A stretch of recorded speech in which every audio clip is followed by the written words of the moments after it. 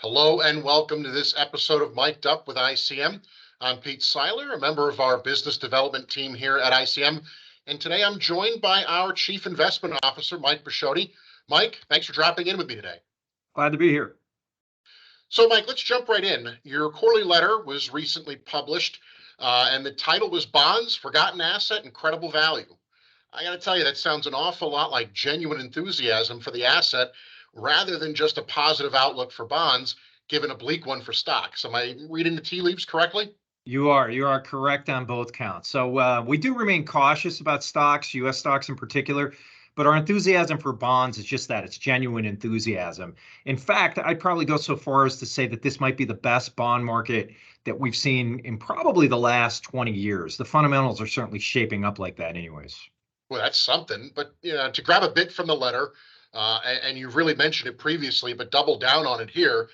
At least part of the enthusiasm stems from the belief that the Fed's going to have to cut rates at some point, and that really runs contrary to much of the chatter investors are hearing, at least in recent time. Why is that?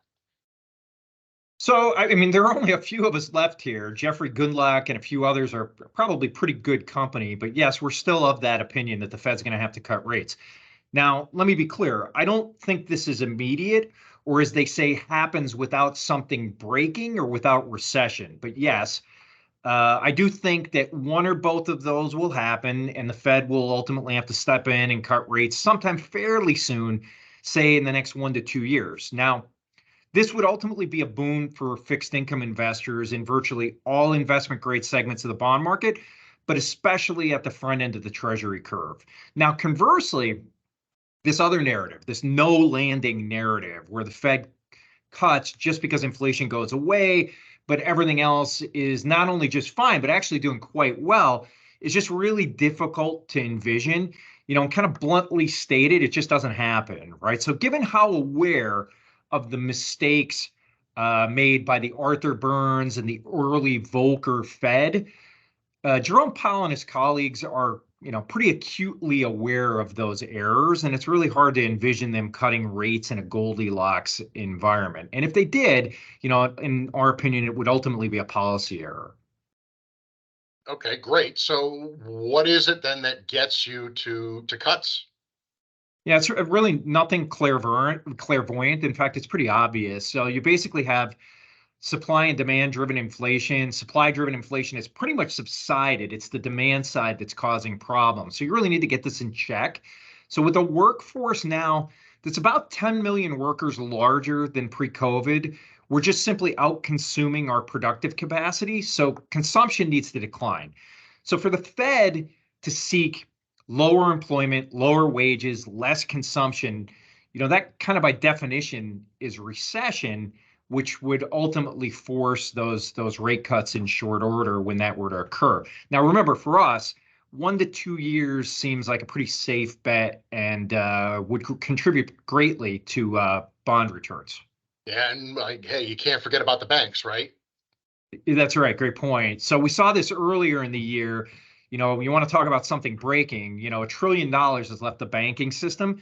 And that problem really hasn't gone away and basically means a contraction in credit. So when you think about it, the average money market mutual fund is yielding about 4.5%. The 3-month T-bill is actually about 5.4%. So and you have the average bank deposit that's still around 50 basis points, right? So there are safe alternatives, in fact, safer alternatives if you're above the FDIC limits that are really outside the banking channel.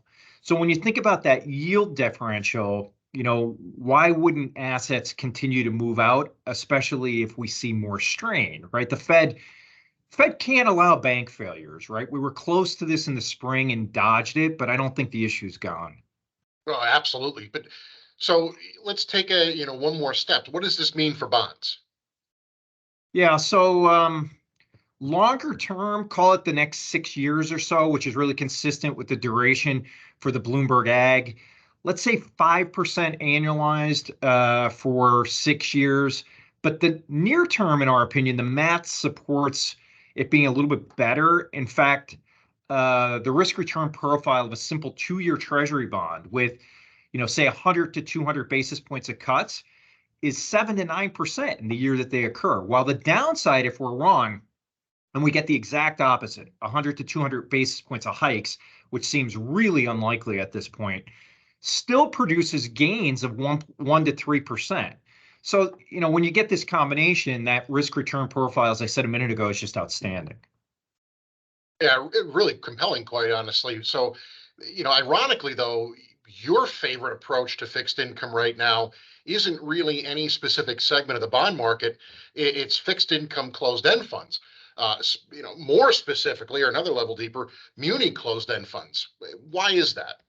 So, a few reasons. For those who aren't familiar, closed-end funds are these diversified products like ETFs and mutual funds, but have this unique characteristic where the wrapper, the closed-end fund product structure, can trade above or below net asset value, which is what the PM actually manages. So literally, one can buy a closed-end fund at times for less than the value of the underlying holdings if it were to liquidate immediately. So this is called trading at a discount to net asset value.